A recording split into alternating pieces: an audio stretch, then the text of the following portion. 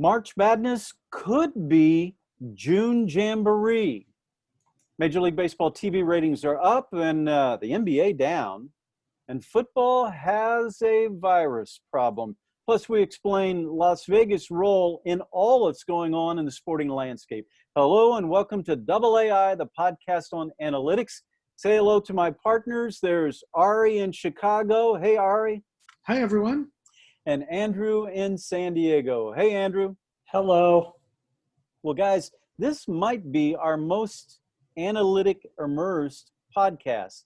We've been doing this for a couple months and we've had increased viewership lately. We want to thank everybody for that. But if you've tuned in and you're listening or watching to catch up, this is going to be fun. Andrew, let's start off with Las Vegas. A new analysis of smartphone data has real insight to the sporting and cultural landscape today. Take it away, partner.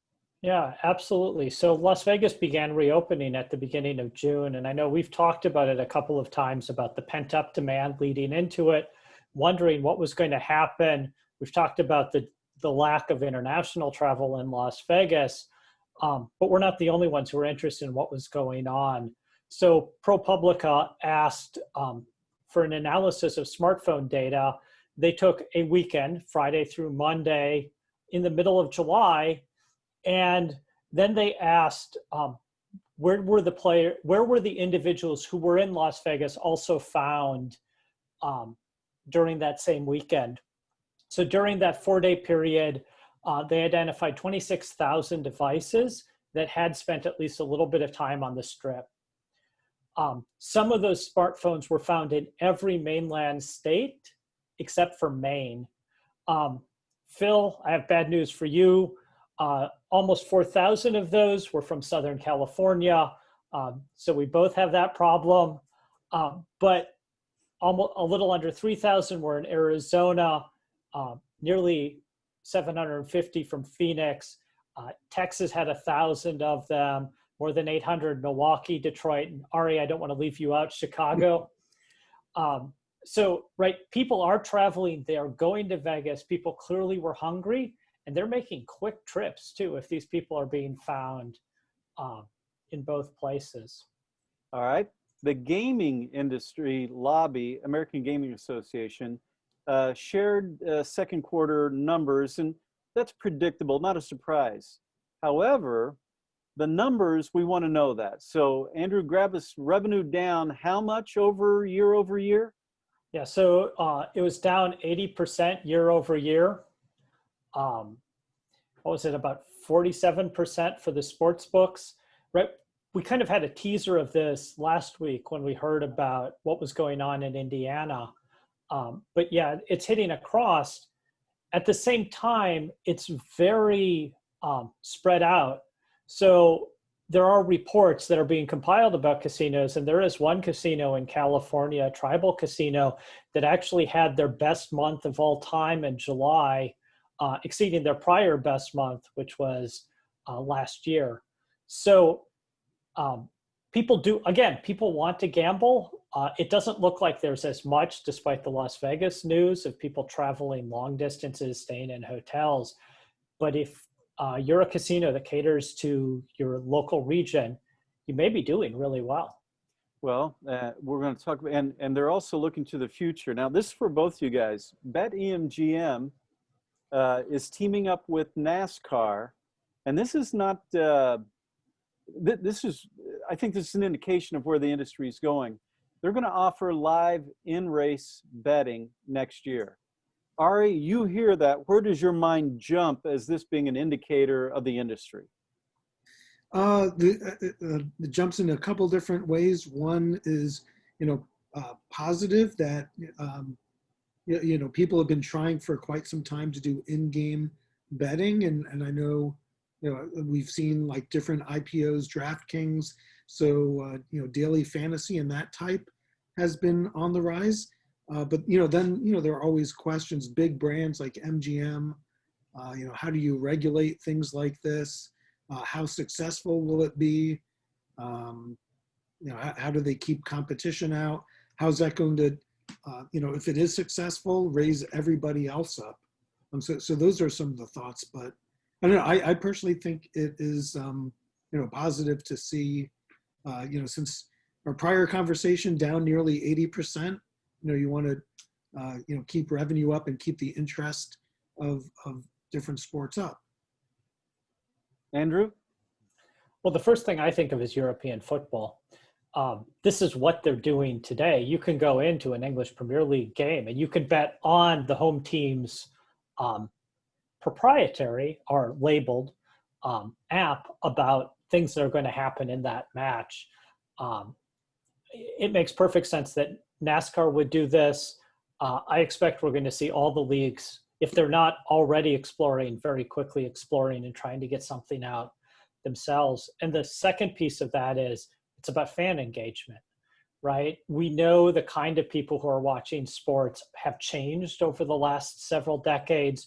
We know one of the rises of popularity in the NFL is because of people playing fantasy sports, right? People watch Red Zone now because they just want to see when the player on their team scores. It's just going to all play into that. And I think the other piece is it's just the sports are looking at that next demographic, the millennials and such, and who may not be coming to the game like they used to, who may not be watching it like they used to. How do we get them engaged? And we know they're interested in gambling. We know they're playing daily fantasy. Well, we'll get to this in a minute, but if you're a millennial Yankee fan, you're eating up the Yankees right now. We'll get to that in a minute. One of the comments you just made makes perfect sense. If we go back to 2010, a lot of the things that are happening today were happening then, but are clearly not as mainstream or as openly embraced as just the cost of doing business or the business of the business in professional sports. ESPN.com and SportsIllustrated.com did not have tabs on the homepage on the menu bar for gaming information, which they do today and in the manner in which it's embraced. All right. Pro football. Canadian football failed to get government assistance and canceled their season. NFL has mixed plans. The defending Super Bowl champ Chiefs, they are rolling. They're going to do everything they can to have fans, but will cap capacity at 22%. But Ari, if you look over his shoulder again this week, last week we had Northwestern's stadium. This week we have Soldier Field, an architect's delight in Chicago. One of the most unusual and yet architectural, would you call it an architectural curiosity, Ari? Yeah, it was kind of like Greek Roman columns, and then people liken it to a spaceship from the future landed on it, since it has this like metallic, like clash of cultures. So unique, yeah. And that's Chicago. Well, we'll go along with that, and we're not trashing it. But the Bears will not have fans this year, just like the Giants and Jets will not have fans. But guys, here's the business that's really interesting. The secondary ticket market is a really strong indication. And Andrew, what's the secondary ticket market telling us right now about the NFL season? The buyers of secondary tickets don't seem to believe there's going to be a season. They're not buying tickets today. So I think the bulk of people, and we know it's not just the places you've mentioned. I want to say Oakland, Las Vegas has already announced they're also going to go without fans. Yeah, so I don't think most people expect, or even if they do expect, they're going to be in very limited numbers. All right, I give Andrew credit. It was Oakland, Las Vegas is one word. The Oakland, Las Vegas Raiders. Andrew, well done. I can't get over that. I still have trouble with the Los Angeles Chargers too. Or the Montreal Tampa Rays. In college football, these guys, the business of college football has its hands full right now. I am beside myself that Alabama Athletic Director Greg Byrne tweeted, "Who wants college sports this fall? Obviously not these people." And he included a picture of what appeared to be some students at the Alabama campus. No mask, no social distance. And then we learned today, and his concern is warranted, because we learned today on Tuesday afternoon as we record this podcast, we learned University of North Carolina about face. Students go back home. They are all distance learning tomorrow on Wednesday. The football coach, Mac Brown, says, hey, we're going to play ACC football games. I understand what's going on. But, guys, we take a look at some of the numbers of what's happening right now. Let's see, North Carolina, 130 students test positive. Notre Dame, now a full-fledged ACC school. Notre Dame from 58 up to 147 virus cases from Monday to Tuesday only. And then already the Big 12, Kansas State sending a broadside shot to that. They're going to have a stadium capacity of 25%. So they're planning to play. Fellas, we were playing the game about Major League Baseball, right, at the beginning of it. And Andrew, you said they would not finish the season, and they still may not. Ari, you said take it one day at a time. It could be to the absolute last day. And I said with 3 weeks left or 3 weeks into it, we'll know who's in, who's out, all that stuff. With college football, do we know what's going on with college football right now? It's a mess, right? Yeah, not just the football, but there's been some schools where students are like going into the dorms, and then after they've already traveled, they say we're going to go to an online only. So they like switch it out last minute. So until the games are being played, even the NFL, college, if they say 25%, look to like just a week before of them just changing their minds. By the way, I was in Indiana at the Dunes, going to the beach this weekend. I was very safely distanced, but I was also the only one wearing a mask on the entire beach. I think people are safely distanced, to be fair, but thinking of Notre Dame, it's just not something people in that region are adhering to. Well, guys, we're talking about college sports. It's all of college sports, and the worst or the biggest still yet to come. Let's talk about this. March Madness leadership already looking into a bubble or moving the tournament or the entire season a couple of months later to prevent losing the golden goose, because that's really what happened. The tournament this past year, we've talked about the impact it's had. That cost college sports about $375 million for May Madness. That's somewhere around 90% of all NCAA revenue for the member institutions. Andrew, can you buy into the June Jamboree or the July Jamboree or May Madness? I think this is a forward thought, but it also confuses me as just to where all of the business stands right now.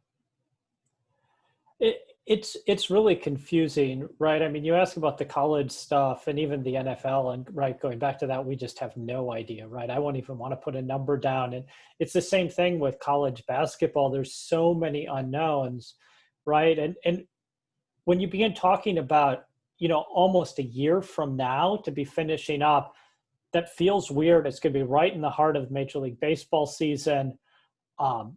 Right? It could be overlapping with the NBA playoffs if they can run a semi-normal end to their season next year. And, it's really dependent. A year from now, some of these vaccine candidates that are out there, we may have proven they're effective. We may have enough people vaccinated that you can absolutely run a normal season, albeit late.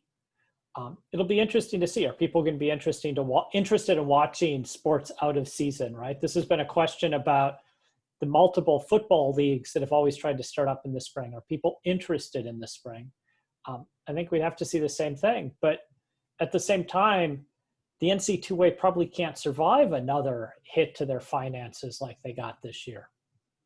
Well, and we'll get to that in a minute. You just touched on sport out of season. So NBA out of season, and their ratings right now are not good at all. And we're going to talk to Ari about that. He worked in the ratings industry. Major League Baseball. Now, guys, Fernando Tatis Jr. is just an electrifying player to watch. So we'll get into this a little bit, but I don't want to overdo it because I think it's been social media to death in about 24 hours, and that puzzles me. So Here's the scenario. Tatis Jr. parks a pair of home runs Monday night at Texas. The second one, a grand slam on a 3-0 pitch. They're leading 10-3. The game's not over, although just before that lead, they loaded the bases. Texas relievers walked 2 guys to load bases. He hits the slam. As he's going from home plate to the dugout, he gets some mixed reaction from A.J. Preller and his manager, Jace Tingler. Next batter, Texas throws behind Manny Machado. All right. Preller and Tingler are former Texas Ranger employees, right? They're close with John Daniels, right? And Tingler coached for Rangers manager Chris Woodward. Woodward threw a fit. Woodward's been suspended a game. The reliever, I think, 2 or 3 games. Tingler says that Tatis missed the take sign. Ari, do you believe that? Is he just making that up to kind of get his player? I don't believe he had the take sign. Yeah, it could go either way, but yeah, it's sometimes people say one thing. Yeah, he's covering for his player. Now, what's interesting about that, Hall of Famer Johnny Bench and World Series hero Howie Kendrick have both extended social media support for Tatis. Andrew, you hear Johnny Bench saying, "Are you kidding me?" And what's your reaction to that? Well, I mean, this gets into this weird place of the unwritten rules where I saw someone's comment, the reason they're unwritten is because if you write them down, you'd realize how silly they were. But yeah, I mean, when you see someone like Johnny Bench, and there's a number of other really good baseball players, both past and present, who came out and supported him. And yeah, it makes you think that many players would have done this themselves in the same situation. Ari, is this an unwritten rule? You know the unwritten rules. Is this one of the big ones? Yeah, and I love seeing Twitter kind of blow up on it, but it's one of those things like don't steal bases when you're up so many runs, or don't try to score on a sac fly, or go first to third. But to your point, the game if you have a 5, 6, 7, 8 run lead, it's not over. That's what's brilliant about baseball is there's no clock. I was at a game just 2 years ago where the home team scored 9 runs in the bottom of the 9th inning and came back and won it. So you never know. But there are various unwritten rules. Defensive indifference, when you're up by 1 run in the 9th inning. Are you kidding me? Try to throw the runner out so he's not in scoring position. It's a difference. It's just a 1-run game. That's one thing I never understood when it's a 1-run game.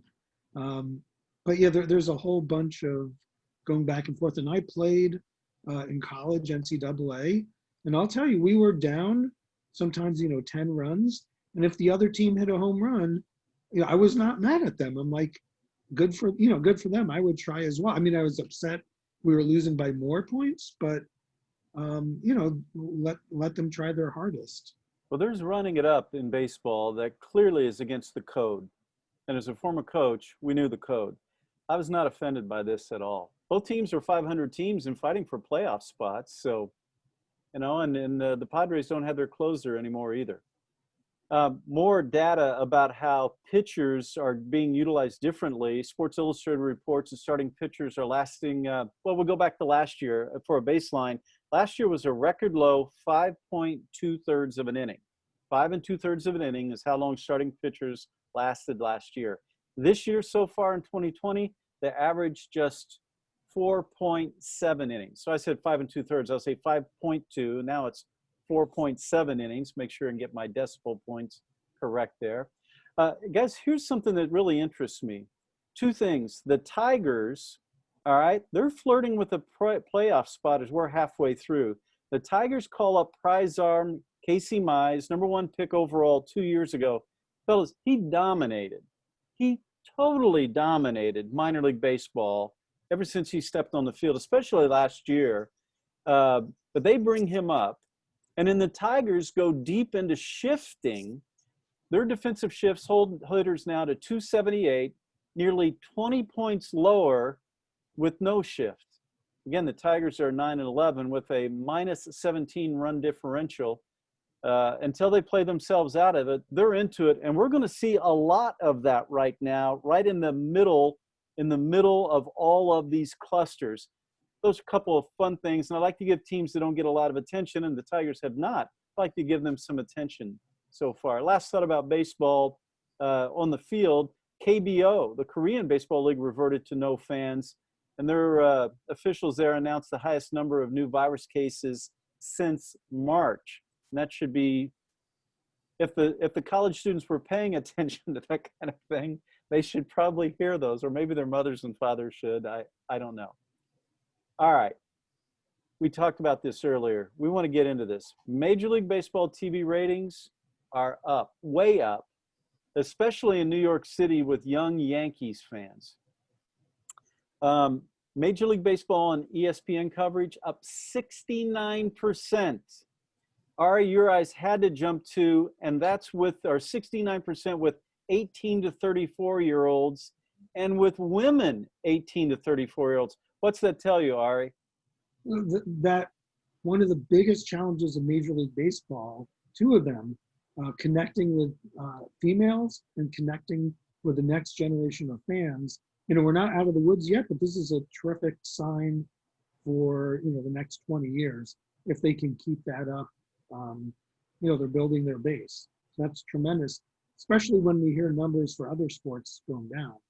And Andrew, if you're an analyst looking at Yankee broadcasts on the network, on the Yes Network, and it's up 90% in those same age groups, you're thinking what? Well, I'm thinking money, right? I mean, Absolutely. This is really, right. One of the benefits the Yankees have is they have one of the richest regional sports contracts out there. But, you know, there's always that fear when you sign a contract like that, can we do it again the next time through? And if you get numbers like this, you're absolutely going to get the money. You're going to get more money, in fact. Well, it's not as if, guys, the Yankees have been absent from the ESPN Sunday night baseball game of the week. If you're not a Yankee fan, tough, because you're going to get a steady diet. Phil, maybe you can explain it to me. Every time I turn on the game of the week, it seems like the Red Sox are playing the Yankees. It doesn't feel like it's possible to do it every single weekend. Yeah. That again, if you're not a Yankee or Red Sox fan, and the Red Sox are just not very good this year, and their organization is just going to sit on this. But that's a tough one for them. But yeah, you're going to get to see a lot of the Yankees, and the more that Aaron Judge and Giancarlo Stanton are back in the lineup, the more they have Garrett Cole out there, the better things are for baseball. This could be a bountiful year for the Yankee organization financially in a short amount of time, all things considered, and for Major League Baseball too, as they're looking to keep those Yankees in the playoffs for a deep run. Now, up for baseball, guys, for the NBA, they've got problems. And there was a lengthy story. We talked about this before we came on tonight in The Athletic. Lowest viewership since the 1980s. I think I'm the oldest one here. So in the 80s, I was out and working. I don't think you guys were even in college then, were you? No, not at all. I was already a network sportscaster in the early to mid 80s. So young. Yeah, and I was around the NBA. I worked for the Pacers and I worked for the Atlanta Hawks as well. So the NBA on ABC broadcast, that's the showcase for the NBA, is down 45% off the average that dates back to 2011, 2012 when we entered this most recent decade. TNT's average, the NBA viewership down 40%, ESPN down 20% over the same time frame. That's tough for who we got? Chuck, Kenny, Shaq, and Ernie, because those guys, you know, they've been stretched out. They are primetime programming on the West Coast on a regular basis. They're fun to watch on a Thursday night. But not only is that bad, but bubble viewership is worse than any of the pre-virus. The games are solid, the competition. But right now, Andrew, this is a chill down the spine of the NBA. Oh, yeah, this is horrifying.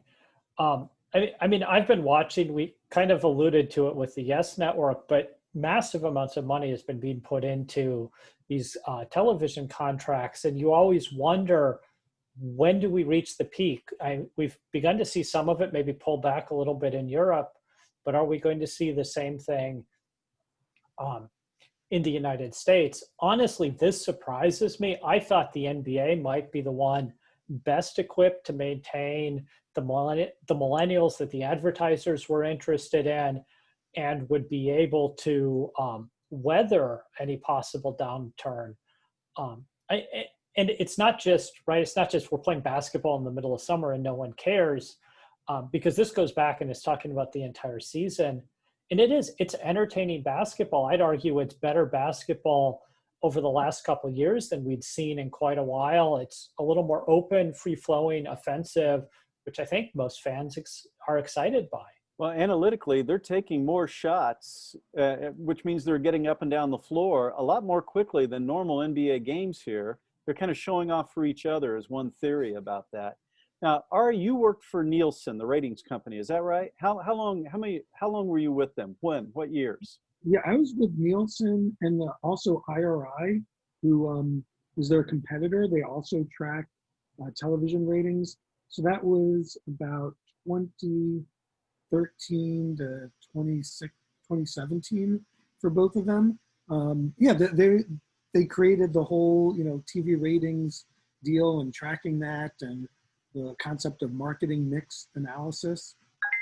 But you know what, you don't have to be that in depth to take a look at this and say, leagues and properties can manipulate ratings, but there's really no two ways of taking a look at what the NBA is starting to realize about their product right now, right? Yeah, and one nice thing of Nielsen is they're fiercely independent in terms of here are the numbers, here's how we came up with it.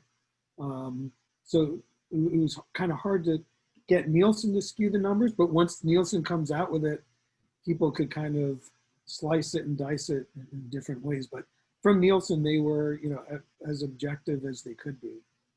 Yeah. I like it when you guys dig deep back into your background. And Andrew, we're gonna put you center stage when the NFL season kicks off.